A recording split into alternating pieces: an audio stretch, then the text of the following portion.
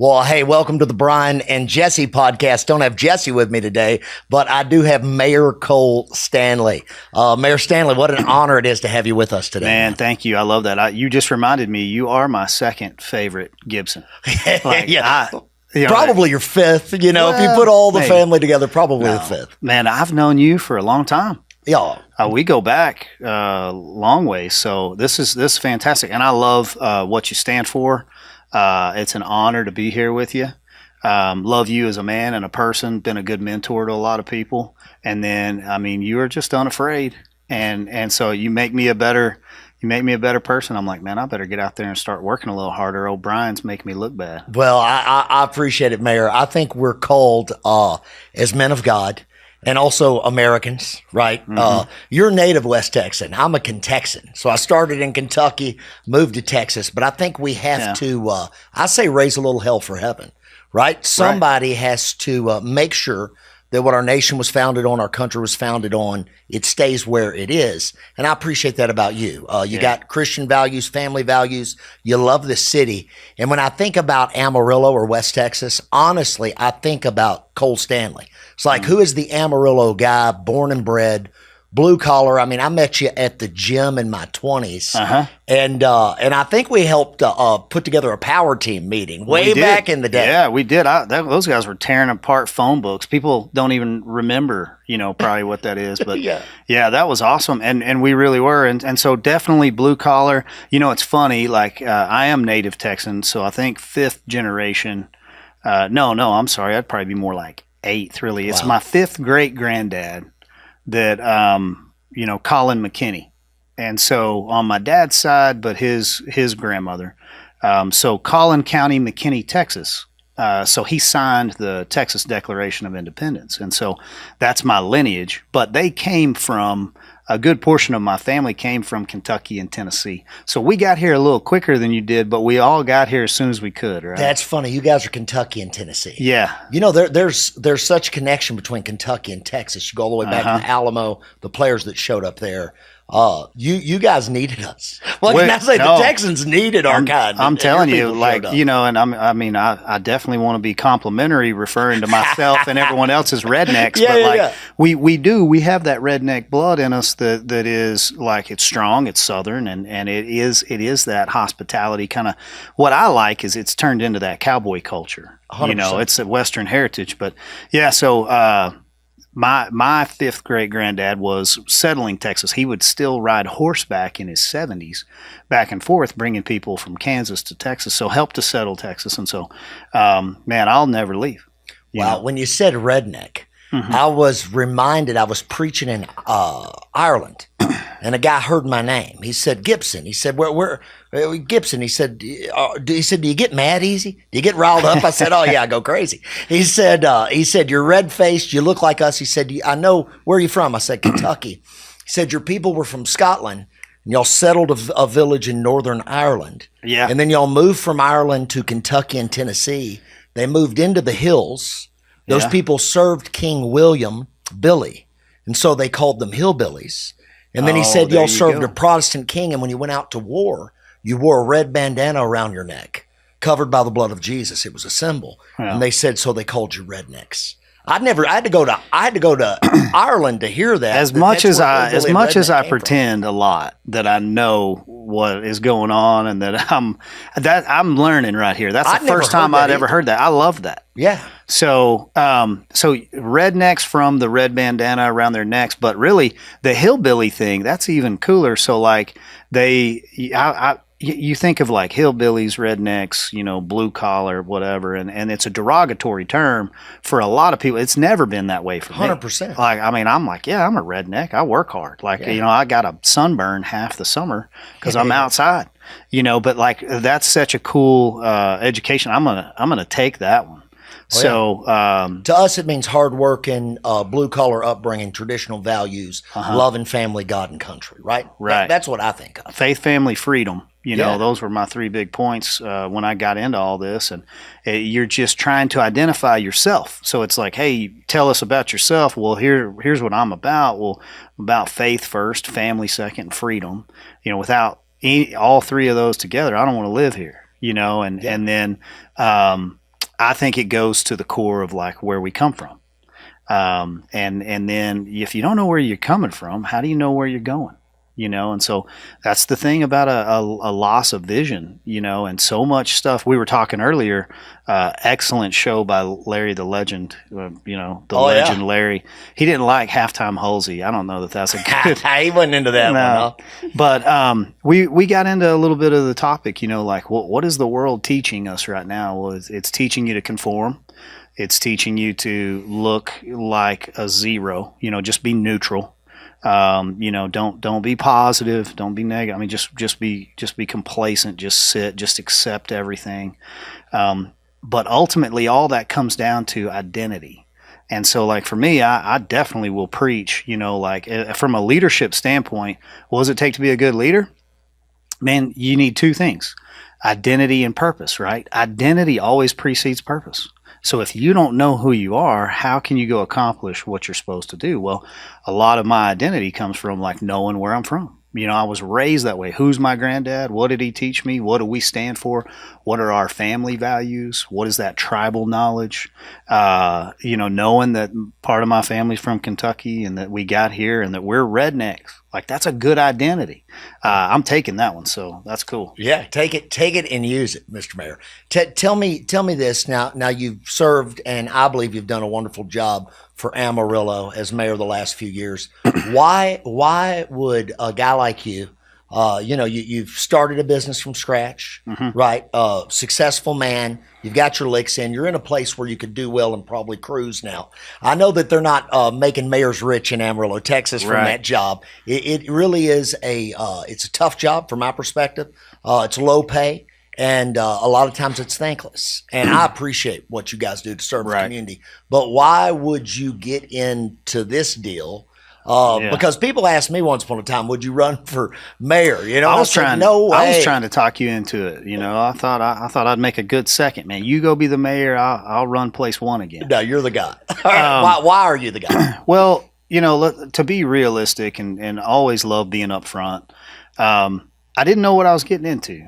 I just knew I was willing to serve. And so I believe in service over self. And I want to put myself in places where I'm impactful. I spent 5 years with a fantastic mentor, a guy named Larry Miles. I call him the Audad because he's got that Audad sheep looking goatee. He's cool. But man, he took me to TDCJ. I spent 5 years out there trying to be a volunteer chaplain and going to Echo Pod and visiting with inmates. And so why would you ever go to the prison? It was a target-rich environment. I mean, like I have an eternal mindset. So if you say, well, you're successful because you've built a business and you've paid your bills, well, I don't think that's successful. I think that's the way the world defines success. So I'm not successful yet. I want to be, so I got a goal here. Like I really want to hear, well done, good and faithful servant. Well, how do you hear that? You probably needed to invest all your talents. You can't give 4 out of 5 and hear that. And then it takes some willingness to say, look, I'm as selfish as everybody else. We are all self-serving at our core. We all want a reward. And honestly, if there's not a reward, I don't think we push. But the Lord knows that. That's why he tells us, you got to know that I am and that I'm a rewarder of those that seek me. And so like, I know he's a rewarder. I just don't want money as my reward. I'm looking for that eternal success. And so because of that, I'm drawn to places that are in the trenches. And that's where the work gets done. And so I didn't know what I was getting into, but once I got into it, man, I'm committed. And so that's why I'm doing it again. I think that's the harder question is like, now that you know. Why now? Why would you do now this that you're beat up, man? Now that you've, they say like, well, now that you've lost some friends, like I haven't lost one friend. All the friends I had are all the friends I still have. What I've done is identified a few people that were never my friend. And I think that's great. But then why get back in there? You've been in so many wrestling matches. You've been this, you're getting beat up. Man, I'm a good investment. Like you have poured a ton of education and resources in me and I just want to make an impact. And so it truly, you got to balance that. There is some selfishness in it.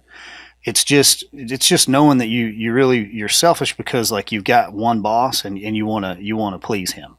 But one of the coolest things is like, I know I'm pleasing to God, like he's proud of me right now. Yeah. When I take a deep breath, like, and I relax, that peace is there. And when I get done at the end of the day, I'm tired, man, I'm living my best, busiest life. And I'm making less money than I've made in a long time. And they just don't equate, man. The world is just a liar. It just lies to you about how to live. And so, that is a long way to say a very short statement of, I got one goal and I'm still pursuing it. That's incredible. You do public service or serving a community. The blessing is you get to see what's happened when you stick around for several years. It's the same reason I pastor, right? I travel and preach out a lot, but I've been pastoring for 20-something years, and you get the reward of seeing the kid that came into the church messed up. Now, 3 years later, he's married, he's got a good job, he's got a family, he's received Christian values. Staying in a game for a period of time enables a man to see the fruit of his labor. And that's what I want, like I want you as mayor again, because I think it's hard to build something in one term. You give somebody multiple terms and you can start changing the culture, the attitude, the spirit of a place. And I know you're a guy that you don't just have goals, you create a culture. I've been around you long enough to know you're a man of discipline, and we need that in Amarillo. West Texas has its own identity, its own personality. I think you embody that. I do think our city may be at risk for outside influences trying to change who we are. I want you to speak to that. Like, where are we as a people, and how is that working in West Texas? Well, I can get there. Let me go back. Like, if you think about it, I chose the easier of the two paths here that are on camera. Like, city politics is way easier than church politics. Well, it's all got its edge. Right? Man, you guys know exactly where I live, because like trying to do this job is like trying to be the pastor of a small church. Man, everybody calls you, and you're the guy.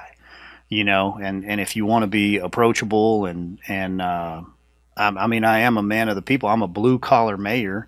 My cell phone is on the website, and I take your phone call and I call you back. Like, I just think I just think it's cool. I think it's the right way, but that's what I would expect from my pastor. Like, I want to be able to come shake your hand on Sunday and say, do you care about my problem? Can you help me? And I think that's what you try to do. So I love that about your church, and I love that about a lot of entities in Amarillo, and we definitely embody that. How do we push back against a culture of that is being demoralized?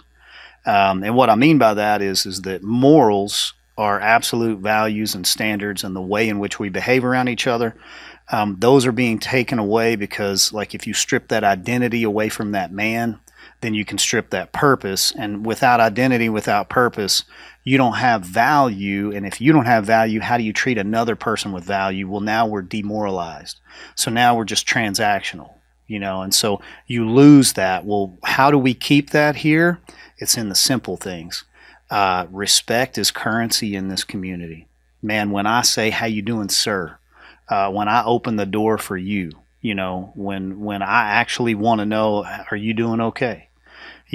What I'm representing there is that Amarillo is not just a community of 200,000 people. It's a family dynamic. So my grandmother had the gift of hospitality. She lived at 4212 Gables. The house was probably all of maybe 1,100 square feet.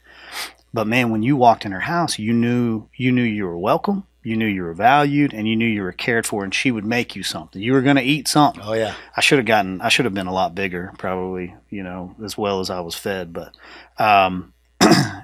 with all that, I think the way that we push back is you can't let yourself drift into the way of the world. So, being not conformed has to do with what do we want to be conformed to in who we truly are, and how do we stand to represent that? The family, the nuclear family, mom, dad, brother, sister, grandma, granddad, the way we treat each other in the family is the ultimate key to success in society.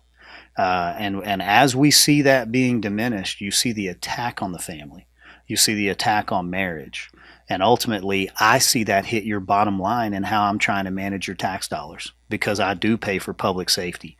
We do track crime, domestic violence, theft, burglary, all these things. They all come out of the dynamic of, if we lose these families, then ultimately we drift into a devaluation of each other. And it all comes down to respect and value.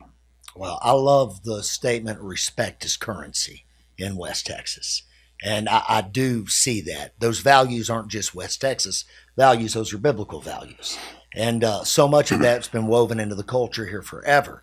And I appreciate a mayor or anyone in politics or governance that tries to hold that standard and to keep us there. A strong identity, a moral people, a respectful people. Because you're right, without a moral, respectful people, I don't even think that our Constitution can work in America, right? I think there has to be a certain ethos, there has to be a certain value, right, morality. And as that unravels, it does leave us to ask the question, what happens next with the culture? And I think some of the foundation that all of that is built on in the entire Western world, you look at it, comes out of the Bible, and particularly the Ten Commandments. And I know that there's the Ten Commandments are going in the city. Right. Tell me a little bit about that. Yeah, I started having a few conversations back as place one, and it was opportunistic because they're building a new city hall building at the time, and nothing's in front of city hall, and you got this separation of church and state that I don't agree with and doesn't really exist, but there's kind of a tolerance which just says, let's just all keep our head down and get along. Don't ever do anything that could offend. Well, then don't ever do anything, right? Just remain in that neutral position and go nowhere. Or understand that if you put it in first, second, third gear, you're going somewhere, and you can't be concerned that everybody is or is not offended. What you've got to be concerned with is, does it show respect and does it show value? And so the Ten Commandments was originally like, hey, I'm running for mayor. If I get elected, I think it's something I'd like to do. We get elected, we get in there. I've got a really strong council. Can't say more things about the quality of those other men. And so we said, let's pay for it. That way there's no tax dollars going to it, and we'll put it out in front of New City Hall.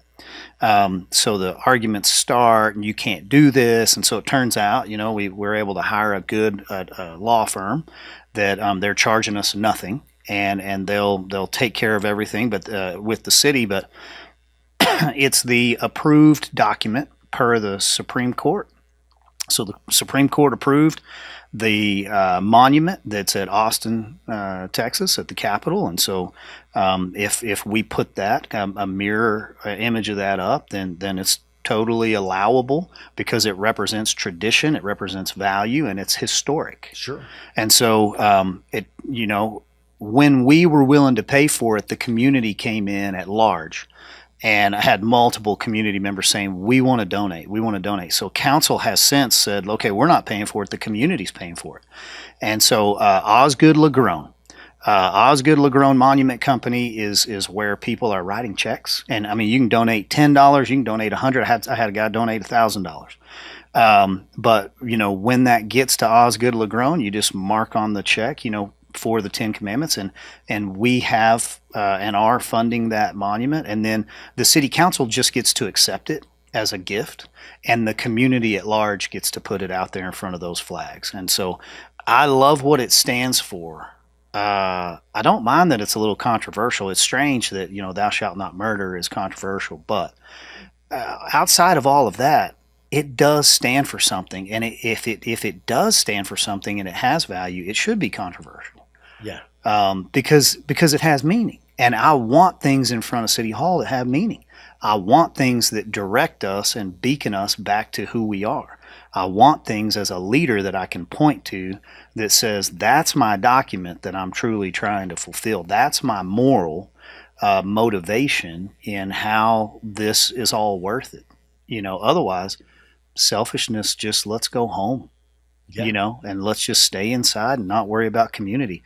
But man, community and local matters most, and I think that's what we're about with that monument. Yeah, no lying, cheating, stealing, killing.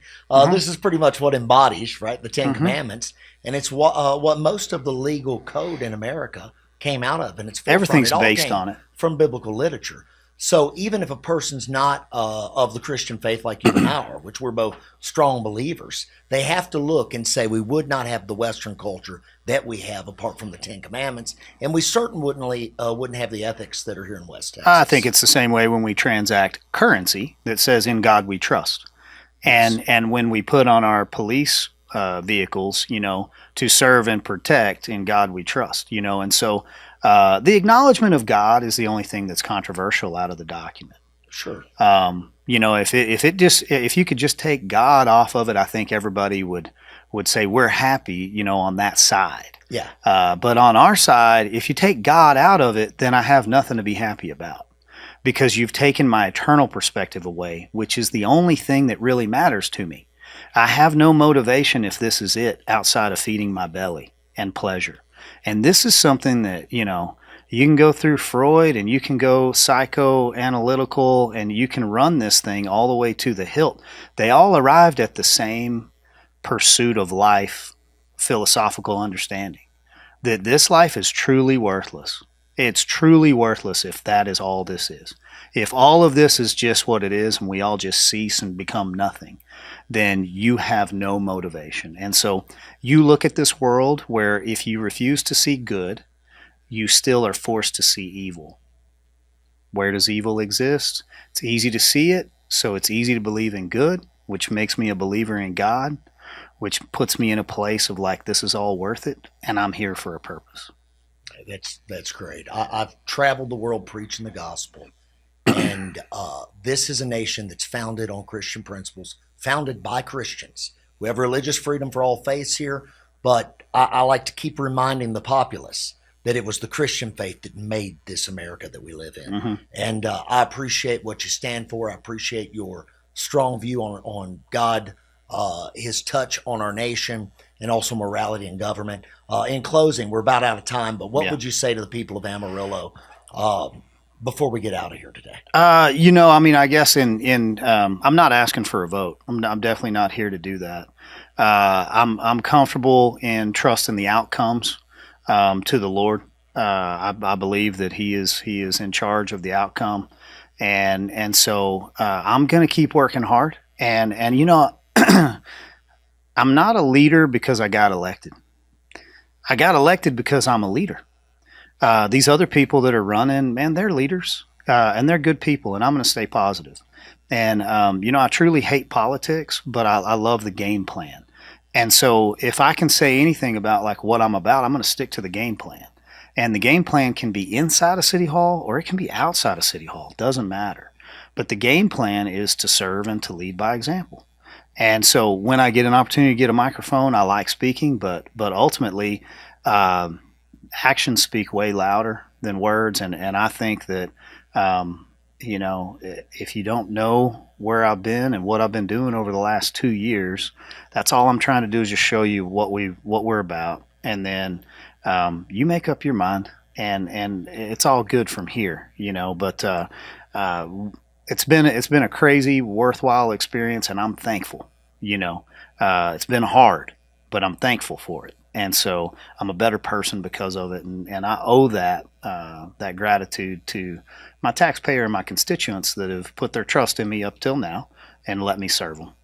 Well, and Mr. Mayor, if the people want to find more about your campaign ideas, where can they go? Cole Stanley for Amarillo.com. Cole Stanley for Amarillo.com. And let me say this, don't go to Cole Stanley for Amarillo.com to find out about me and my campaign. Go and find out what your council and those group of 5 men with a strong staff and tons of leaders all over the city have accomplished, because there's a list of accomplishments on there, and you click on them, and I promise you will scroll multiple times before you get to the bottom of the list, and it's the short list. Wow. Yeah. So thank you for having me, man. Hey, what an honor to have you. If you would like, share, subscribe, why don't you push this out to people from the Amarillo area that have a stake in this race, right? This is their life. This is where they live. I want them to hear from the horse's mouth, Mr. Mayor Cole Stanley. Thank you so much. Keep your gloves up. stay out of trouble. Thank you, Mr. I Mayor. appreciate you, brother. Hey, bless you, man. Thank you. You bet.